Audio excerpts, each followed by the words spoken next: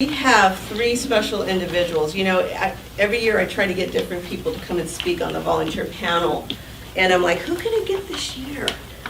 Of course, we have Sunny because he's just our veteran volunteer and he just keeps us rolling with the punches. So, let me introduce you who we have for this go around. We have Tiffany Rose, who's been with us, Tiffany, I think almost 15 years with us.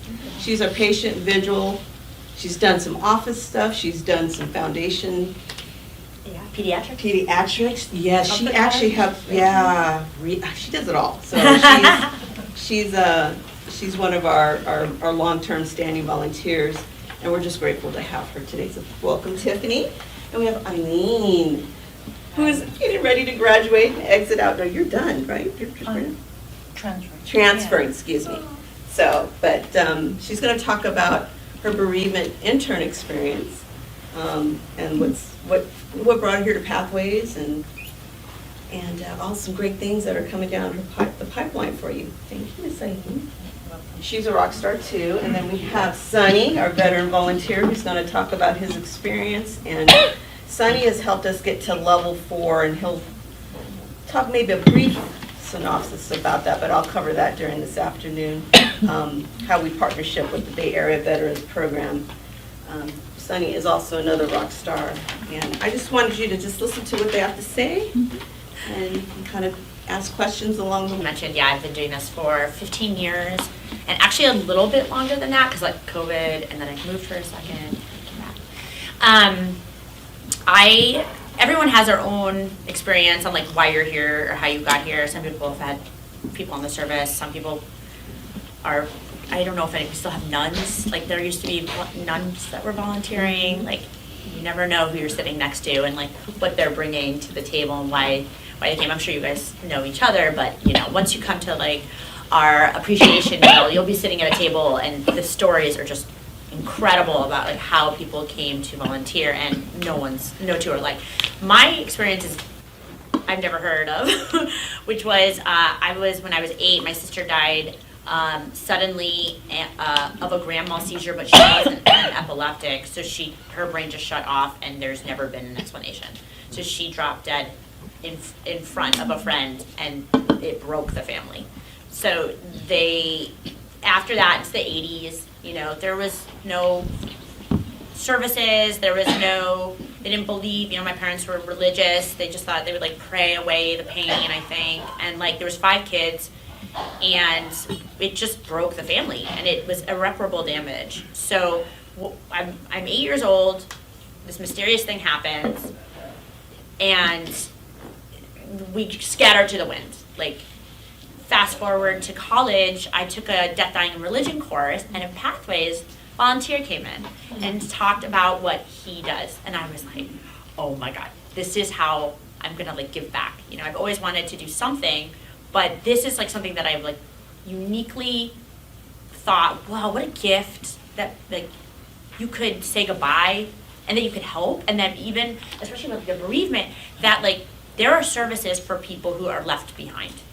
And so I was just like, I wanted to like rewrite the narrative, I think, for myself, but also just, it was like, I mean, in our culture, obviously, like death is just, you know, shrouded in mystery. So I needed to get next to it. And also same thing, like we're so lucky right now with like, what do you call them, at-home funerals and stuff like that. It's the 80s. Once again, it was like caskets, and like you're so far away from it, and nobody wants to talk to the kids. And that actually became really important to my story too. Is like you just keep kids away from it. It's just like, so weird. So anyways, that gets remedied later on in the story. So I finish college, do the training you're in right now, sitting like right there, and you know, just been totally overwhelming amount of information, but like it's great, and your head is spinning, and you're trying to put yourself into the position of like, what is my first volunteer assignment going to look like? How do I do this?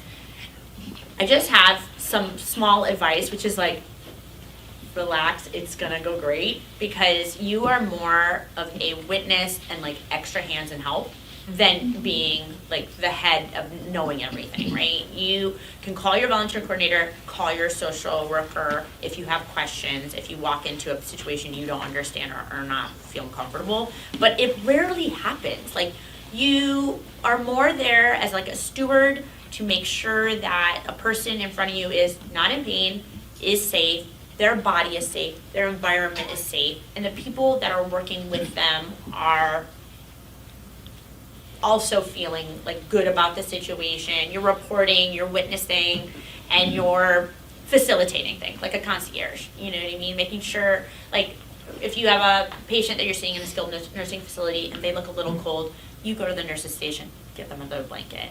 You write a report, make sure that like people know that they're not, you know, in the same clothes you've seen them in 3 times. Like if they're on a Medicaid bed, you know, things like that. That could happen. But then also there's like situations where, you know, you are with somebody at their house and they're engaged and you get to read to them and, you know, put them to sleep, and, you know, their usual caregiver, you know, just is so thankful that they got, you know, 2 hours to go grocery shopping, take a shower, you know, run some errands, and like you just made sure that, you know, the door got answered and that they have that peace of mind because you were there and their person isn't alone, right?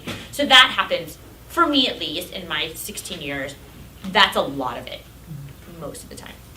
Now, once I kind of got established, you know, where you guys are at in the first few years, then I really wanted to dive into doing, like, I took the Reiki training. That was fascinating, loved it.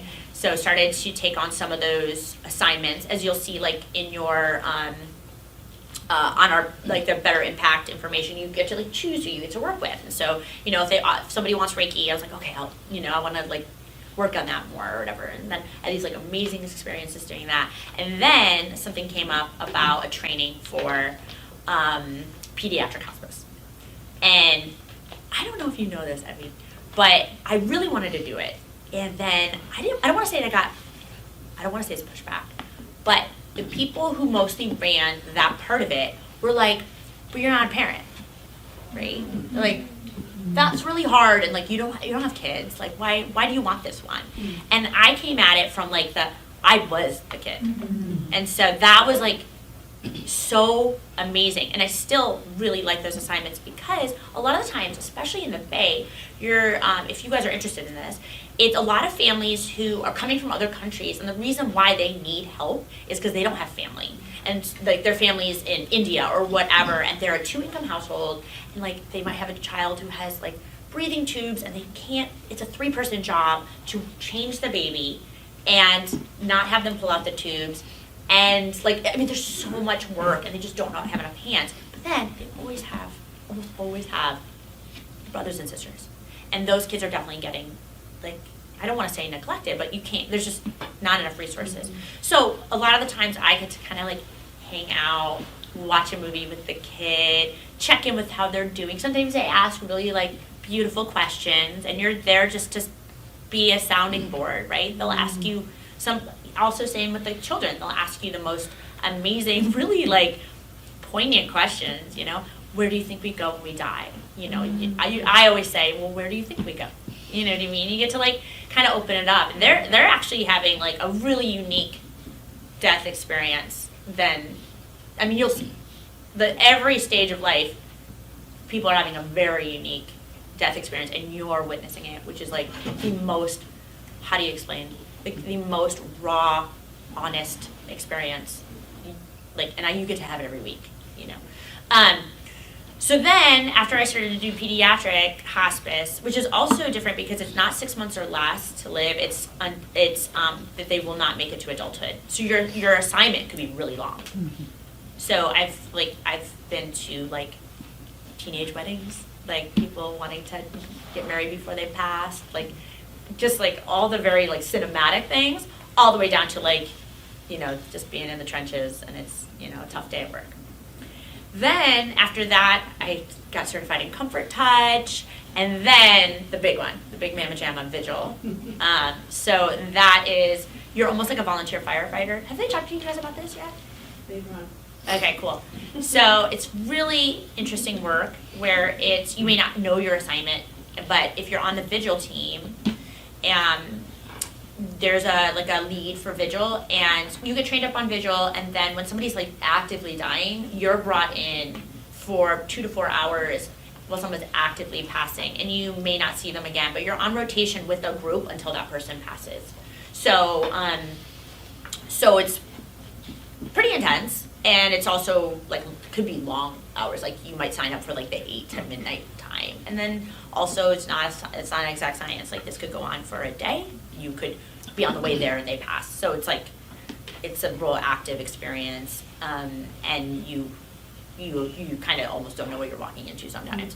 So that one is like I'm newer to, but I love the work and the help and just being helpful of service, right?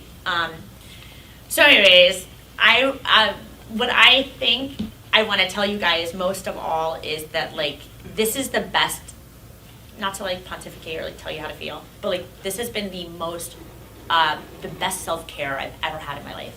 Like whenever I'm down, like it's not like, oh, let's see how else somebody has it rough. That's not what I mean.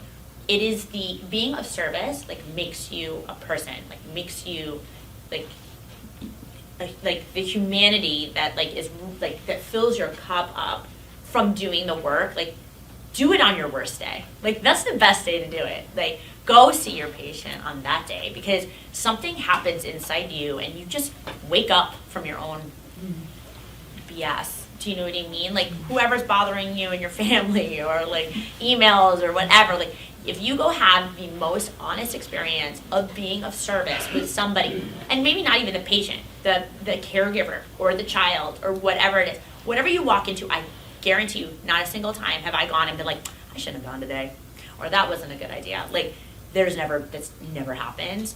Once again, I can only come from my own experience, of doing it. So I'm not, once again, I don't want to tell you that that's never going to be true, but I don't know any other hospice volunteer. We all talk, like all of us are like so grateful, because I bet when you told people that you wanted to do this work, there were some looks like, that's really hard.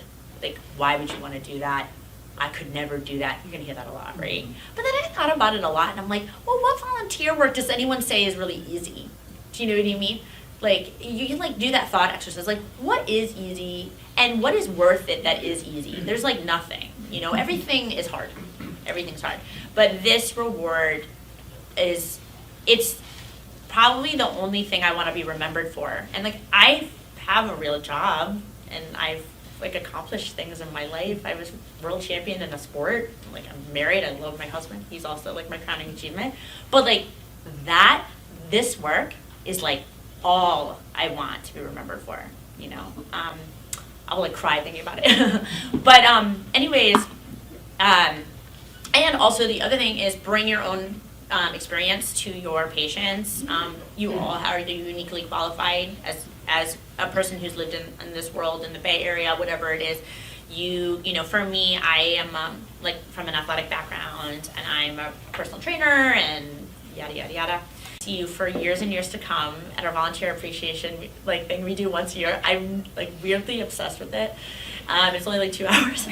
But I just love to like check in with everyone and just like meet you and learn why you're here and cry with you if you want to. When we do the round tables, when we used to do them in person, like it used to be like a tear fest, but in a good way. Like we would talk and have a really good time. Speaking of, I'm doing the round table August 29th. And I'm going to be doing that on basically like health and self-care for the volunteers, and how to do that, and kind of check in with your nutrition and your body while we do this work, because it can be physically taxing. Yeah. Anyways, thank you for having me. Thank you. Do you have any questions for me also? So my name is Eileen. You touched on so many great points. Oh. I wanted to be like, oh yeah, ditto, yeah. Thank you. So I am gonna have it from a bereavement intern lens. So this is my second career actually. So right now I'm currently earning my hours to sit actually for my LMFT, so my licensing be a therapist. So what brought me to this work? I have pretty significant loss history, starting from, having lost my parents when I was 11, 13. But because of my family of origin, because of my culture, I didn't grieve, right, until I was in my 40s. And so I would say that, the 2 years actually that I've spent at Pathways has been, I always like to say, that as therapists, we give that which we didn't receive. And so there's a sacredness to being able to sit with folks, primarily, right, we see those actually, right, sort of left behind. And there's just a sacredness, right, of being able actually to hold that space, very much in a society, right, that is very grief avoidant. There is so much, right, and I can personally speak to this, that you suppress, right, that you hold on to because, when you tell actually others generally who are less comfortable, right, there's that, dismissing of how somebody is feeling. And so going into this field, going into sitting, with those actually who had significant losses, oftentimes it is their world, right, what they know has been turned upside down.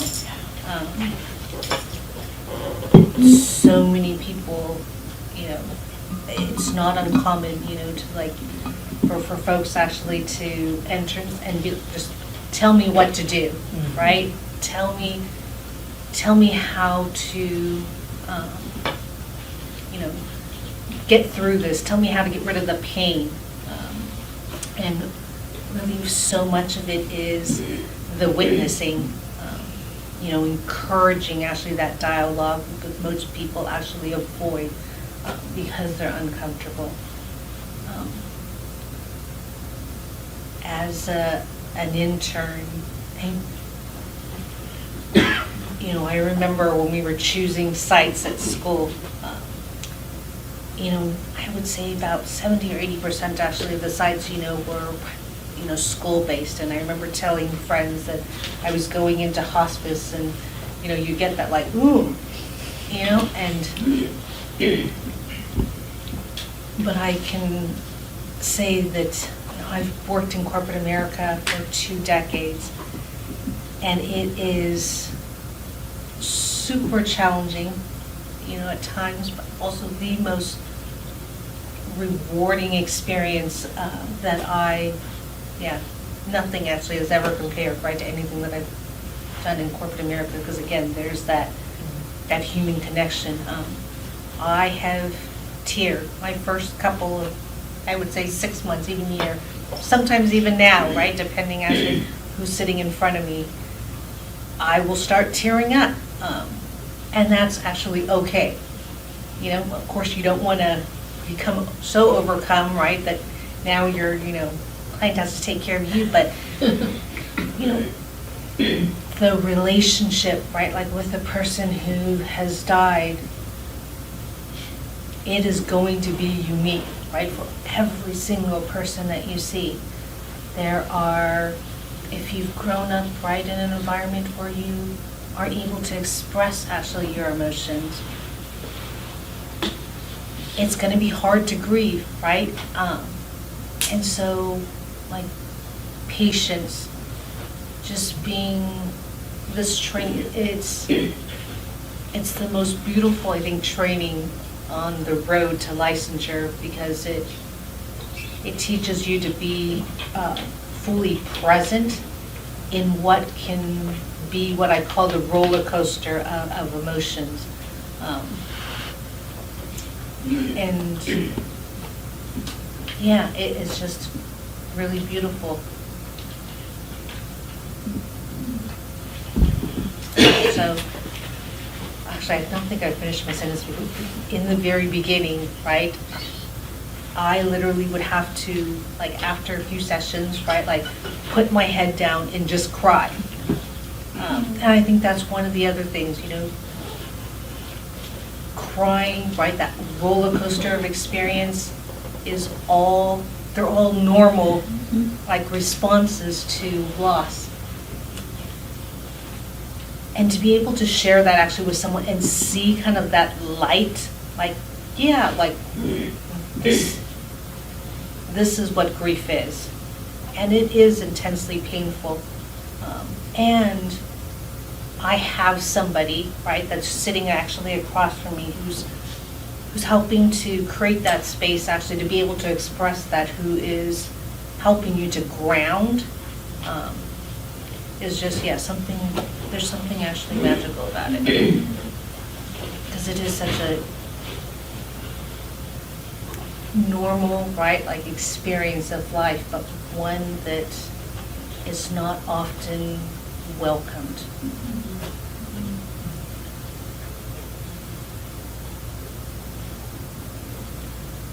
Thank you, Amy. Of course. Yeah.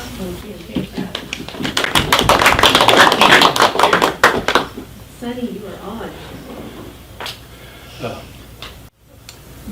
First of all, thank you for taking the time for allowing me to share a few words.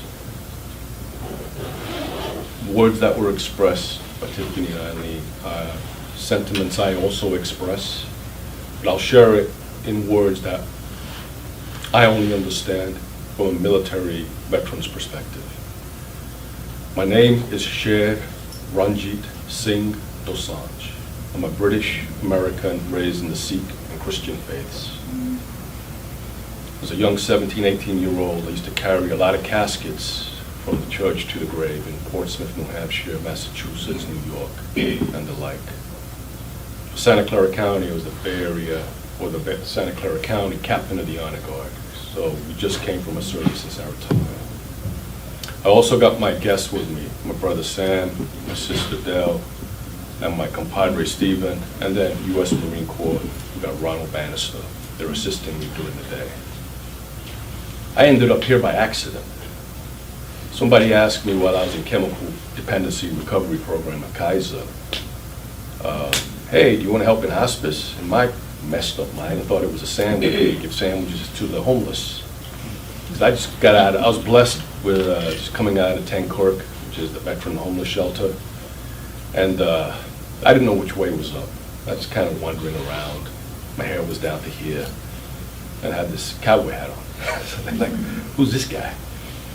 So I come in here and I get introduced to Evie and two other ladies, and I'm sitting there and they tell me what this entails. I'm like, you got the wrong guy. You know, how do you exit stage left? This one.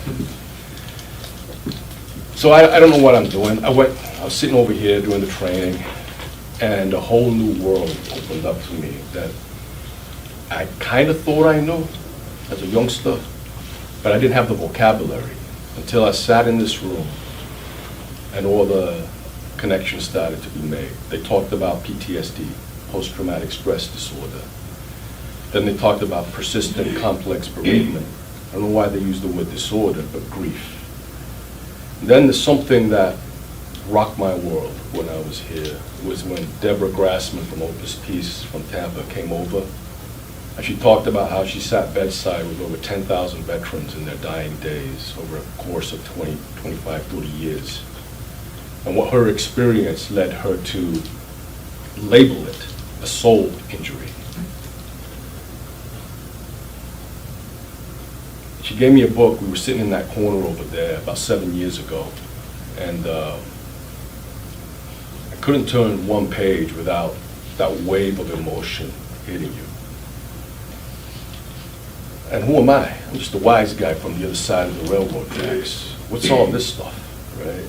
I'm not equipped. I never went to any formal stuff. Then I get this call. It's this 80-year-old lady. And you're going to learn there's a process and a protocol to follow here. Do not touch the patient. You know, make sure you call the caregiver. So this older Italian lady calls me from Hamilton. She goes, Sonny, I got your number from hospice. Help. My husband's on the floor. And I'm like, protocol says this, this, and this. But the GI mentality says, go help. I get over there. His name is Bill, right? So was a Korea War vet in the Army, U.S. Army. Lying on the floor, there's a guy at the door, pick him up, put him on the chair, go, Bill, why you lying down on the job again? Gives me this wise guy look, you know, something we do. Long story short, you know, all those shells coming out of the cannons, right? He looks you in the eye, all of a sudden you feel compassion. I don't know where it comes from. I don't have the vocabulary, but I just call it love. He explains what happens in the war zones. He never told his wife, the clergy, his friends. He's held it onto it, suppressed it. But what Deborah Grassman allowed me to understand was that in those final moments, if they trust you, they will tell you what happened in the battlefields against their moral, religious, faith-based, what they had to do because of orders, because of the wars. And you feel the energy in the room change. A weight is lifted off their shoulders. You can see peace, inner peace in their eyes and in their soul. So it's a humble opportunity for myself to participate with the teams here on a program called We Honor Veterans, where we allow them that opportunity, that space. Sometimes I'll just play some Sinatra. You know, it's mostly Marines, World War II, Korea War, Vietnam War. Maybe we'll just hum a tune or watch Jeopardy together. Nothing stressful. It's kind of calm. Kind of let that noise in the head start to slow down. The family usually requests a pinning, so we offer a pinning ceremony. It's an opportunity for the family to say farewell and also appreciate the veterans' military service. I do it in 3 stages. I've tailored it to what feels comfortable to me. Evie and I, we put a certificate of appreciation together with the veteran's name, branch of service, and it has some kind words about the appreciation of their service to their country. They may have never heard of this because they've suppressed it, especially the Vietnam vets when they came back that were not looked upon favorably. This is the first time they've ever heard a kind word, and it's at the end of their life. Sometimes I'm with them for 3 months, sometimes it's a month, sometimes a week, sometimes it's that day or hour. So I'll read that certificate of appreciation. And then I wrote him a poem that is heartfelt for me. It came to me when I was at the Palo Alto VA hospital looking out the window, and there's an eagle. And I read the poem, and it goes like this. The eagle soars above. You see its gaze. The eagle recognizes you. You know its name. The eagle flies away. You return home. It has their name, branch of service, American Legion, and a picture of an eagle looking down to a soldier on a battlefield. The last thing I do is I present them this pin. I fix it to their lapel. It says veteran, 2 dog tags over the American flag, proudly served, and the eagle, a symbol of our great nation. I'll fix it, I'll render a hand salute. Most of these times, especially the World War II guys, they cannot move, but the only thing they can move are their eyes. So they're looking at you. But I've had it once in Santa Clara where the veteran saluted back. The family was shocked, taken back. They go, he hasn't moved in months. They go, Sonny, do it again. I go, I didn't do anything. What are you talking about? They go, okay. Hand salute, and he saluted back. So what I call these are small miracles. Little things that change the way that they will say farewell. I've had Marines stand up, out of their wheelchairs, and they said they could never get up by themselves. Because something about seeing another veteran acknowledges or stirs an emotion within them that they may not have recognized because it's been suppressed. Most of us were just teenagers when we went in. We don't know anything. And when you come out, it's hard to adjust to civilian life when everybody's just chasing dollar bills, corporate goals. We joined the military because we took an oath. to defend our country with our lives. So when you come out, we don't know how to navigate our mindset from military to civilian. Most of us who have had trauma don't know how to find the vocabulary. So what We Honor Veterans pinning allows the family to get together, do that ceremony. It's about 1.5 minutes, 2 minutes, so it's not taxing on the veteran and their family, and have an appreciation for their service. This year I did Alfred Fragosi, 109 years old, U.S. Navy. I go, 109, Alfred, what have you been eating? He goes, Doc, chocolate donuts. Pizza slices. I go, can I? He was obviously couldn't move, right? But his sense of humor, he's sharp as a tack. I've had people, 100-year-old Deaf March of Bataan in the Philippines, got a Congressional Gold Medal, honored to be a part of that service. A lady who was in her 90s. And I turned the corner, she's sitting there by herself with a little teddy bear. And she started crying. I'm looking at her. What did I do? I just walked in. She goes, I thought you forgot about me. Meaning nobody had ever acknowledged her military service in World War II. Right. So I knelt down, looked her in the eye, and that's really what we're there for, is compassion. I held her hand. I go, we're here for you. We haven't forgotten. It's just an acknowledgement that somebody remembered their sacrifice, that the oath that they took. May not have lived whatever life, way, shape, or form that it may take. But this is the service that I'm humbled to be a part of. Amongst veterans, I use a saying. I'm now the chaplain for Post 419 Santa Clara, American Legion. But they also made me the chaplain for all Santa Clara County, because the senior chaplain, he's senior in years. So I humbly told him, look, I'll take assistant chaplain. Right? So from Los Altos, Palo Alto, all the way down to Gilroy is under my chaplaincy for American Legion veterans. I also work with my 4 posts in England: Isleworth on the Thames, London Post, Liverpool, and Peterborough, where I grew up. So they have our sister posts. We exchange how does hospice work in England compared to the language they're using to treat veterans on that soul injury. How do we let them drop that baggage so they can rest in peace? Finally, with Deborah Grassman, I stay in touch with her, and now we're in a position to honor not only the veteran, but we recognize other veterans that are maybe the sons and daughters in that group, acknowledge their service, because they may not have the capacity to find the words of what is going on with their loved one. And then at the end, when the veteran does pass, I offer that we do military honors. We fire a 3-volley salute, we play taps, we fold the American flag, present it to the next of kin, and I walk up like I did about 2 hours ago. I placed 3 shells on top of the flag. In closing, for this opening monologue, you are all the angels. We're just the foot soldiers. So it's an honor to be sitting here alongside you, and be of service to our community. Thank you.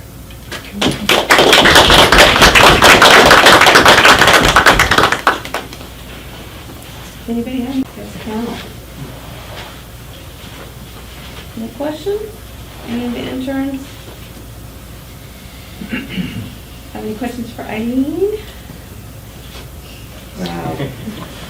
Thank you guys so much. Speechless. The stories and Yeah. each of your persons. It's been lovely. Thank you. Thank you so much for taking your time out and joining us this Saturday. Thank you. All right.